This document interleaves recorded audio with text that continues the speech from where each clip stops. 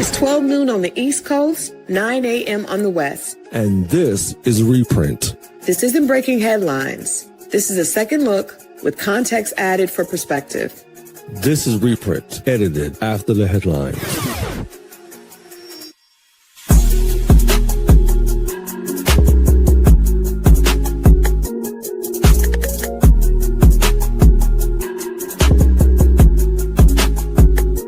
That story is interesting because I remember watching like Malcolm X movies and MLK movies and seeing, I'm like, why? I always wondered why would they in such dark places like that, like look like an auditorium.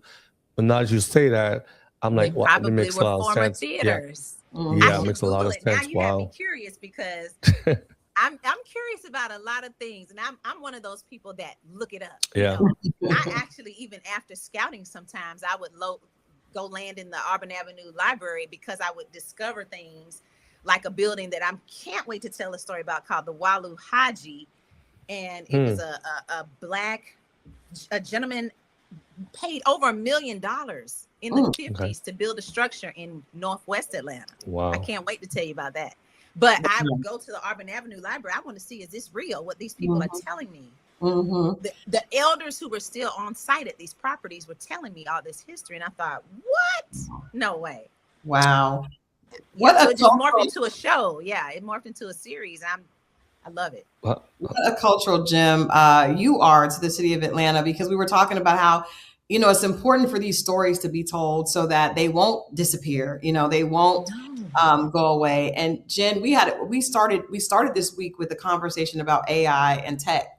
And in our conversation, you said you wanted to make sure that this series got out so that it was able to be in the AI algorithm. Absolutely. Before it was left out and all this history was left out. Why was that so important to you? Oh, yeah, because it's so easy to alter and manipulate facts. And we live in a society where, and even Google recently changed, you know, they're no longer a search engine. They're an AI something or other.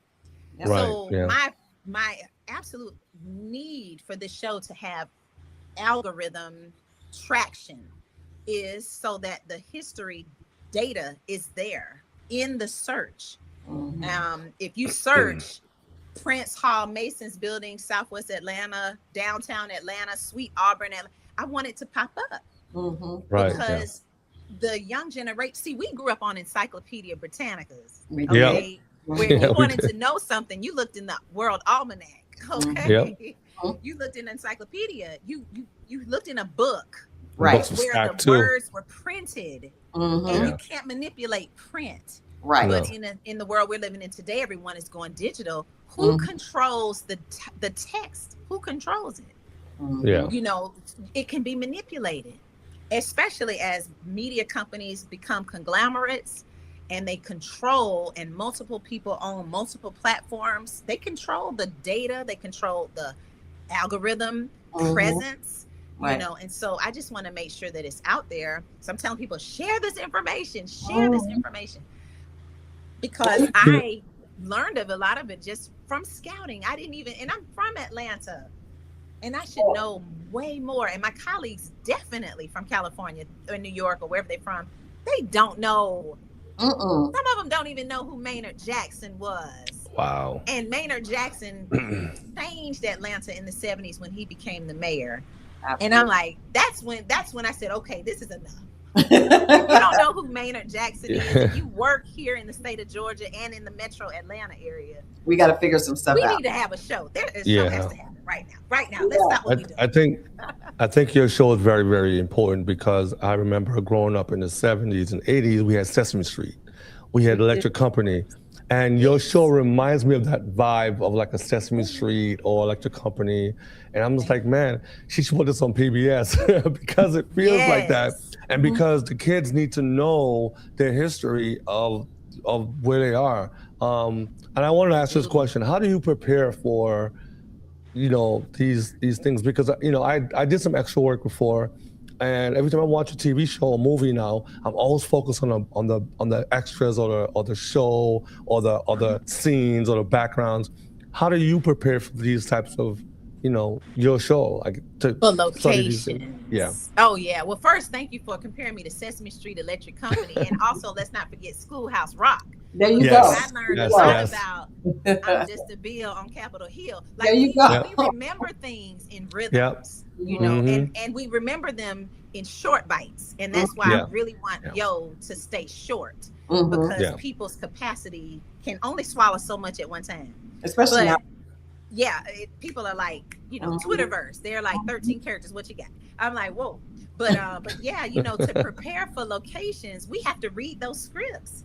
And and you hope that the writer of the story writes well and describes it well. But if they don't, you hope your location manager or art director, who are pretty much married on a production, you hope they have a good relationship and explain it to the scouts well.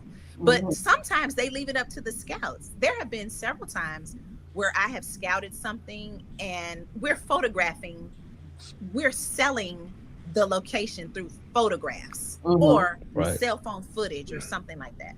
So there have been times where I've scouted something, photographed it or videoed it, and they rewrote the script. Nice. The scene where we were on the loading dock. It was a show called Constantine. I vividly remember we were on a loading dock chase, and I just happened, the owner of the manager of the property let me go on the roof, and it was well secured, and they ended up changing it to the roof because I turned in images of the roof. Oh, hey, here's the loading dock, but hey, by the way, this is what the roof looks like. And they were like, whoa, we're gonna change the scene to the roof now. And it totally was my shot. I'm like, I know, but that happened several times. But I remember that one particularly because it was the total opposite, I guess, elevation. The scene looked totally different against the sky than it looked against the loading docks. Absolutely. So that was a cool chase. I don't want you to get out of here without telling one more story, because like I said, I think for young people, when history is positioned in a way that connects them to their culture, I think it's a total different presentation, because even I'm listening to you and I'm like, that is fascinating. You have to come on the show. When you're talking about Clark, Atlanta, and I did not realize that after once the Emancipation Proclamation happened and African Americans could actually become educated, I did not have any idea that the CAU Center was a part of that. Can you kind of share a little bit about University Avenue? Oh my God. So first, and I don't want to talk too long. Tell me how many minutes do I have? Because on Juneteenth, Yo is going to tell the story of Clark University. Clark University and Clark Atlanta are the same, and Gammon, which was ITC. There's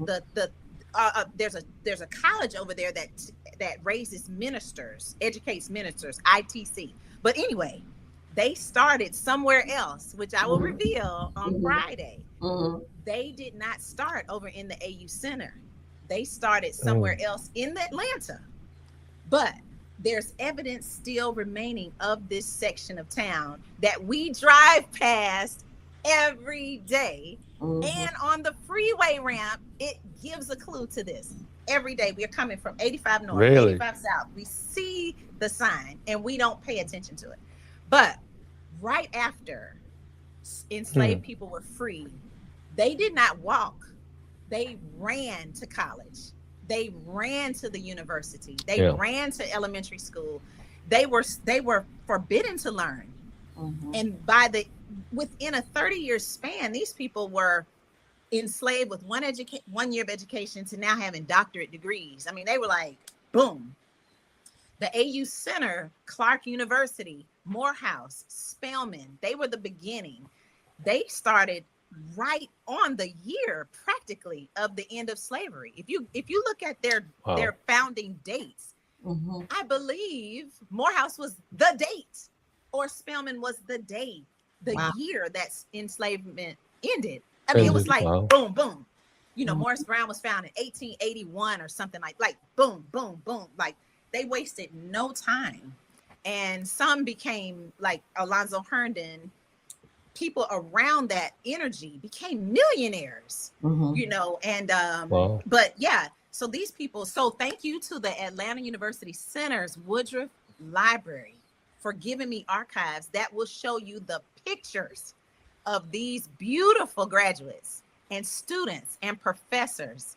One was the second I think he was the second in the United States to have a doctorate degree. Like these people came out of Clark, you know, and I just can't wait. So Juneteenth, is going to Clark University, which was back then Brownsville. It's right in Atlanta. South Atlanta is the area they call it now. Wow.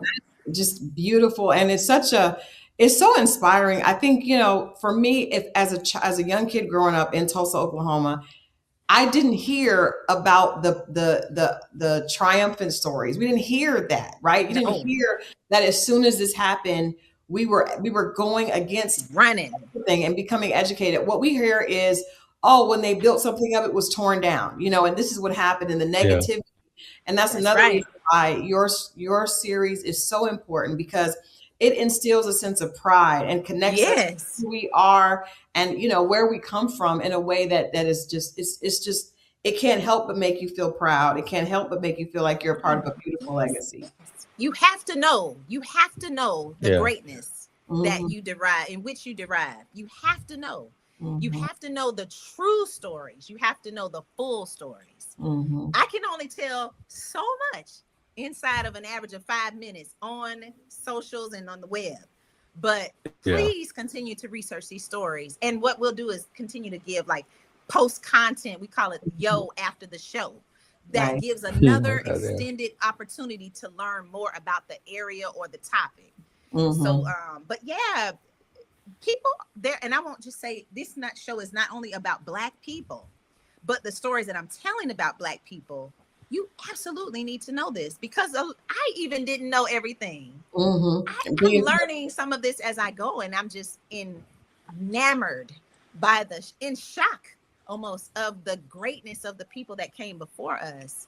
And they did it not quietly, but they were very strategic. But the one thing they were united. And we've got to get back to that. They consistently, every story I mentioned in that reference, they were all unified. They work together, and that's something that absolutely makes a difference if you're trying to achieve something new and do earth-shaking things. Absolutely. Okay.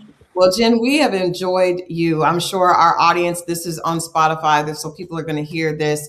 What a wonderful celebration of Juneteenth. If you all are interested in seeing the full article that we did on Jen, it's on the website, along with the link in the chat to her series. Please go to the web and tune in for Juneteenth for this very special story. I think. Bark. Oh my goodness. Absolutely. I can't wait for y'all to see how beautiful these people were. I can't wait to watch it. Yeah. Thank you, the Atlanta University Center's archives. Hallelujah. Thank you. It's just to see it, you know, and to know that was there. Yes. And that Clark is still around over 100 years later, just in a new name. Gammon is still ITC, just in a new name. It's just amazing to me. Well, I love the fact that you were inspired and continue to be inspired. People in the chat are like, she's so passionate about it. I was like, you can't help but get excited when you listen to Jen talk about this. And I think it's amazing that the National Black Arts Festival and Fulton County are providing resources for creatives like yourself. Yeah, that is City of Atlanta. Yes. That is what should be happening. And I think, Atlanta has been definitely putting their money where their mouth is in supporting the arts and supporting culture. What's going on now with the cultural exchange with FIFA and the World Cup. Mayor, everybody is so involved, and I'm really super excited. And just however we can continue to support you, please let us know. Please, yes, Georgia loves the arts. Absolutely, and y'all need to take advantage of. They give money away. Take it, get the money. And make something creative, and make something that lasts, and make something that educates. It's very important that we educate each other. It's very important. Absolutely. Wow. Yes. And thank you, Lenox and Parker, because of what you're doing. The thank you. The premise, everything is just so positive, and we need positive media in this world today. Yeah. And Yes, y'all we are a do. light. You're a light. Thank you. Thank you for that. All right. Well, that is Miss Jen Farris. You can look at her website right there. It's yodidyouknowseries.com. And of course, you can follow her on Instagram at MSJenFarris, Miss Jen Farris. Thank you so much, Jen, and happy Juneteenth. Happy Juneteenth. Thank y'all. Thank you. Thank you. I like that. Wasn't that a great story to That was a good story. Wow. Yeah. The positivity of Juneteenth,